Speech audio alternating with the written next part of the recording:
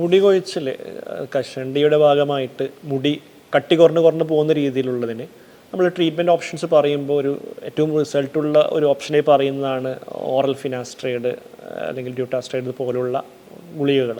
അതായത് അതിൻ്റെ root cause hormone related ആയിട്ട് ഹെയർ റൂട്ട് ഷ്രിങ്ക് ആകുന്ന ഈ രീതിയിൽ അവിടത്തേക്ക് രക്തോട്ടം കുറഞ്ഞ് അതിൻ്റെ പല മെക്കാനിസം ഓഫ് ആക്ഷനായിട്ട് ഇൻ ഇഫക്റ്റ് അവിടത്തേക്കുള്ള രക്തോട്ടം കുറഞ്ഞിട്ട് റൂട്ട് ഷ്രിങ്കായി പോയേ ചെയ്യാൻ നമ്മൾ പ്രാക്ടിക്കലി നമ്മൾ പറയാം മുടി കൊയ്യുന്നത് പറയും, പക്ഷേ അത് എല്ലാവർക്കും കൊയ്യുന്നതിൽ പോയാൽ. പക്ഷേ ഇങ്ങനെയുള്ളവരിൽ നെക്സ്റ്റ് ജനറേഷൻ മുടി വരുമ്പോൾ സാധാരണ ഹെയർ സൈക്കിളിൽ നല്ല കട്ടിയുള്ള മുടി ഈ രീതിയിൽ വരുന്നതിന് പകരം ഇത്തരക്കാരിൽ റൂട്ട് കട്ടി കുറഞ്ഞ രീതി, കാരണം ഓൾറെഡി രക്തോട്ടം കുറഞ്ഞതായതുകൊണ്ട് ഇനി വരുന്ന മുടിയിലേക്കും രക്തോട്ടം കുറഞ്ഞിട്ട് തന്നെയാണ് ഉണ്ടാവാൻ. ആ രീതിയിൽ കട്ടി കുറഞ്ഞ രീതിയിലേക്ക് പോകുന്നൊരു പ്രതിഭാസം.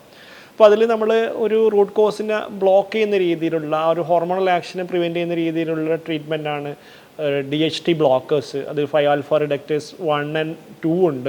റിസെപ്റ്ററിൻ്റെ ആക്ഷൻ പറയുകയാണെങ്കിൽ അതിൽ രണ്ടിനെയും ബ്ലോക്ക് ചെയ്യുന്ന ഒരു ഹോർമോണാണ് ഡ്യൂട്ടാസ്ട്രൈഡ്.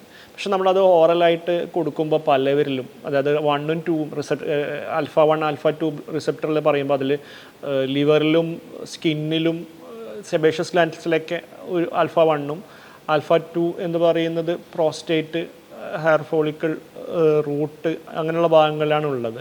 അപ്പോൾ ഫിനാസ്ട്രൈഡ് ഒരു സ്ഥലത്ത് മാത്രമേ ആക്ഷൻ വരുന്നുള്ളൂ, alpha 2 ബ്ലോക്കറാണ്. ഡ്യൂട്ടാസ്ട്രൈഡ് എന്ന് പറയുന്നത് alpha 1 alpha 2 ബ്ലോക്കറാണ്. അതായത് രണ്ട് രീതിയിലുള്ള, അതായത് സ്കിന്നിൽ നിന്നുള്ള കൺവേർഷൻ, അത് നമ്മൾ ടെസ്റ്റോസ്റ്ററോൺ ഡൈഹൈഡ്രോ ടെസ്റ്റോസ്റ്ററോൺ ആയിട്ട് ആക്റ്റീവായിട്ടുള്ള അതിൻ്റെ ഉഗ്രരൂപിയായിട്ടുള്ള ഹോർമോണായി മാറുന്നത് ഈ ആൽഫ റിഡക്റ്റേസിൻ്റെ ആക്ഷൻ കൊണ്ടാണ്. 5-alpha reductase എന്നുള്ള ഹോർമോൺ ഈ കാണുന്ന രീതിയിൽ ടെസ്റ്റോസ്റ്ററോൺ ഡൈഹൈഡ്രോ ടെസ്റ്റോസ്റ്ററോൺ ആക്കുമ്പോഴാണ് അതിൻ്റെ ആക്ഷനും സംഭവിക്കുന്നത്.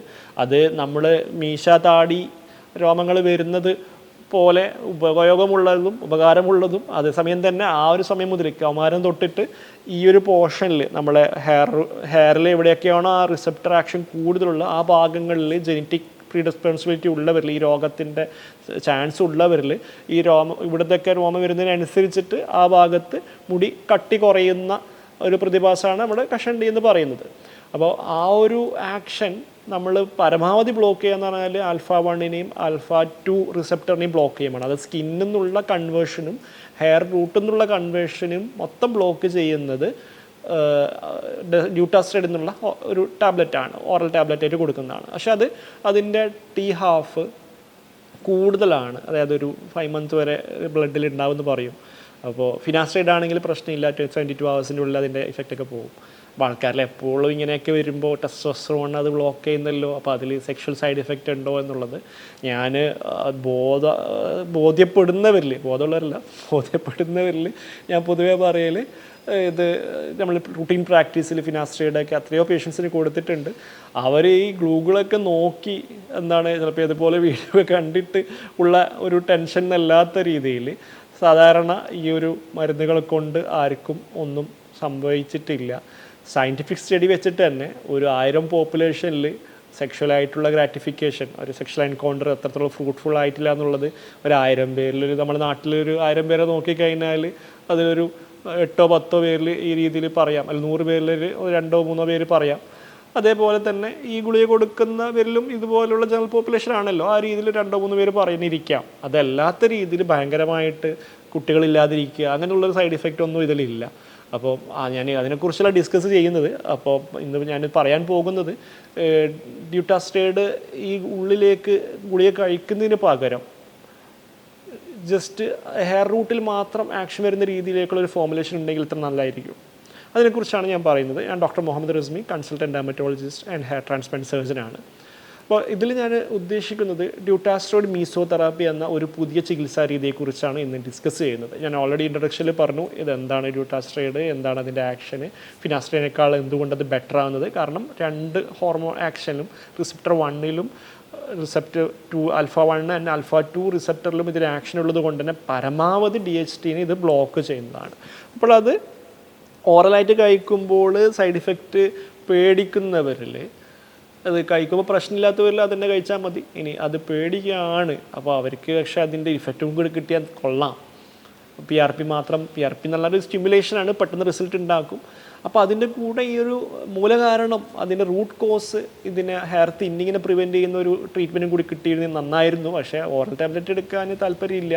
അതല്ലെങ്കിൽ നമ്മൾ തന്നെ ചിലപ്പം വിചാരിക്കും അത്രയൊന്നും പോകുന്നില്ലല്ലോ, ചെറിയൊരു ഏജ് അല്ലേ, ഇപ്പോൾ തന്നെ നിങ്ങൾ ഗുളികയൊക്കെ കഴിച്ച് തുടങ്ങണോ, അങ്ങനെയൊക്കെ ചിന്തിക്കുന്ന രീതിയിലാണെങ്കിൽ നമ്മൾ പേഷ്യൻസിൻ്റെ അടുത്ത് ഡിസ്കസും ചെയ്ത് അപ്പം റിസൾട്ടൊന്നും വേണ്ടിയില്ല, പ്രാക്ടിക്കലായിട്ട് ഒന്ന് കണ്ടിന്യൂ ചെയ്യാൻ പറ്റുന്ന രീതിയിലുള്ള ട്രീറ്റ്മെൻറ്റ് മതി എന്നൊക്കെ ഒക്കെ പറയുകയാണെങ്കിൽ നമ്മൾ ഈ രീതിയിലുള്ള പുതിയ ഒരു ട്രീറ്റ്മെൻറ്റിനെ കുറിച്ച് ആലോചിക്കാവുന്നതാണ്. അതിൽ നമ്മൾ പറയുന്നത് പറഞ്ഞു കഴിഞ്ഞാൽ നമ്മൾ ഈ ഡ്യൂട്ടാസ്ട്രൈഡിൻ്റെ കോൺസെൻട്രേറ്റഡ് സൊല്യൂഷൻസ് ആ ഒരു സ്കിന്നിൽ സേഫായിട്ട് യൂറോപ്യൻ സ്റ്റഡീസ് ഓൾറെഡി ഉണ്ട്, അവരുടെയൊക്കെ യൂസ് ചെയ്ത് ഓൾറെഡി ഇത് പ്രചാരത്തിലാണ്. നമ്മൾ ഇൻ്റർനാഷണൽ കോൺഫറൻസുകളൊക്കെ പോകുമ്പോൾ ഇത് അറ്റൻഡ് ചെയ്യുമ്പോൾ യൂറോപ്പിൽ നിന്നുള്ള സയൻറ്റിസ്റ്റുകളും പ്രാക്ടീഷണേഴ്സൊക്കെ വന്നിട്ട് ആ ഒരു റിസൾട്ടൊക്കെ പറയുമ്പോൾ ഇന്ത്യയിൽ എന്തുകൊണ്ട് ഇത് വരുന്നില്ല, പക്ഷേ ഇപ്പോൾ ഈ അടുത്ത കാലത്തായി ഇന്ത്യയിൽ വന്നിട്ടുണ്ട്.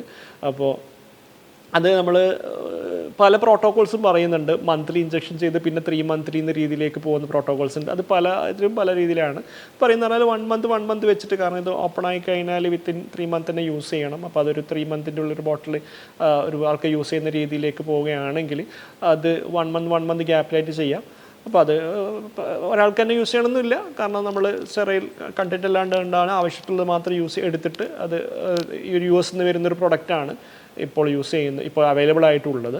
അത് ചെറിയ 1 ml എന്നുള്ള രീതിയിൽ, ചെറിയ അല്ലെങ്കിൽ 2 ml എന്നുള്ള രീതിയിൽ അത് ഒരാളെ കഷണ്ടിനനുസരിച്ചിട്ട് റൂട്ടിലേക്ക്, അതായത് നമ്മുടെ ബ്ലഡിലേക്ക് പോകുന്നതിന് പകരം എവിടെയാണോ ആക്ഷൻ വേണ്ടത്, നമ്മൾ ഈ ഒരു ഭാഗത്താണ് ഇവിടെ തിന്നിങ്ങൊക്കെ നടക്കുന്നത്, ഈ ഒരു പോർഷനിലുള്ളത് നമ്മൾ ഈ കാണുന്ന ആൻഡ്രോജനിക് പേഷ്യൻ്റെ പാറ്റേൺ ഉണ്ടല്ലോ, അല്ലെങ്കിൽ ഫീമെയിൽ പാറ്റേൺ ഹാലോസ്, ലേഡീസിനുള്ളതാണെങ്കിൽ ഈ ഒരു പാറ്റേണിലാണ് മുടി പോകാൻ.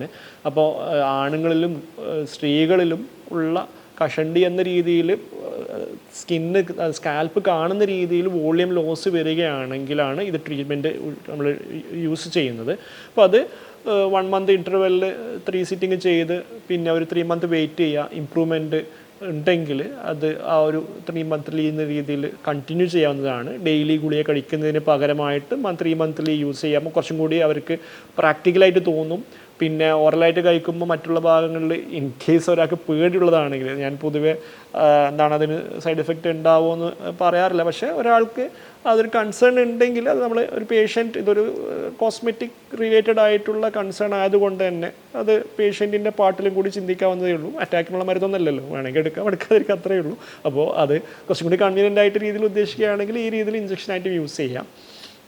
അപ്പോൾ അത് റിസൾട്ട് അതിനെ ഓഗ്മെൻറ്റ് ചെയ്യാൻ വേണ്ടി, കാരണം ഇത് നമ്മൾ തിന്നിങ്ങിനെ പ്രിവെൻറ്റ് ചെയ്യാൻ ഭാവിയിൽ ഉള്ള കട്ടിയുള്ള മുടി ഈ രീതിയിൽ കട്ടിയില്ലാത്ത അവസ്ഥയിൽ പോകുന്നതിനെ പ്രിവെൻറ്റ് ചെയ്യും. പക്ഷേ ഈ കട്ടിയില്ലാത്ത മുടി ഈ രീതിയിൽ കട്ടിയുള്ളതിലേക്ക് മാറ്റുന്നതിന് ഇതിൻ്റെ കൂടെ PRP, GFC, അതായത് പ്രൂവൺ ആയിട്ടുള്ള ട്രീറ്റ്മെൻറ്റുകൾ, മിനോക്സിഡിൽ പോലുള്ള കാര്യങ്ങൾ കമ്പൈൻ ചെയ്യുക. അപ്പോൾ നമ്മൾക്കിപ്പോൾ ഒരു കാര്യം ചെയ്തിട്ട് റിസൾട്ട്, ഇപ്പോൾ ഓൾറെഡി സയൻറ്റിഫിക് സ്റ്റഡീസ് ഉണ്ട്, ഈ കാണുന്ന രീതിയിലുള്ള ഈ ഒരു സ്റ്റഡിയൊക്കെ പറയുന്നത് അത്യാവശ്യം നല്ല റിസൾട്ടുള്ള ഒരു സംഭവമാണ് ഈ ഡ്യൂട്ടാസ്ട്രൈഡ് മീസോതെറാപ്പി എന്ന് പറയുന്നത്. അപ്പോൾ അത് ആ ഒരു ഡ്യൂട്ടാസ്ട്രൈഡ് മീസോതെറാപ്പിൻ്റെ മാത്രം ഒരാൾക്ക് പരമാവധി എവിടെ നിന്നൊക്കെ മുടി വരണം എന്നല്ല ഒരാൾ ചിന്തിക്കാൻ, അല്ലാണ്ട് എനിക്ക് ഇത് വർക്ക് ചെയ്യുന്നുണ്ടോ നോക്കാൻ നമ്മൾ പരീക്ഷിക്കുന്നതല്ലല്ലോ. അപ്പോൾ നമ്മൾ അതിൻ്റെ കൂടെ മെഡിക്കൽ തെറാപ്പി, മിനോക്സിഡിൽ, പിന്നെ PRP അങ്ങനത്തെ കാര്യങ്ങൾ കമ്പൈൻ ചെയ്യാം. പരമാവധി റിസൾട്ട് കിട്ടുന്നുണ്ടെങ്കിൽ, അതല്ലാണ്ടെങ്കിൽ ഇതൊന്നും വേണ്ടിയില്ല എന്നുള്ളതാണെങ്കിൽ മീസോതെറാപ്പി മാത്രമായിട്ടും കണ്ടിന്യൂ ചെയ്യാം. പക്ഷേ മീസോതെറാപ്പിൻ്റെ മാത്രമേ റിസൾട്ട് കിട്ടുള്ളൂ.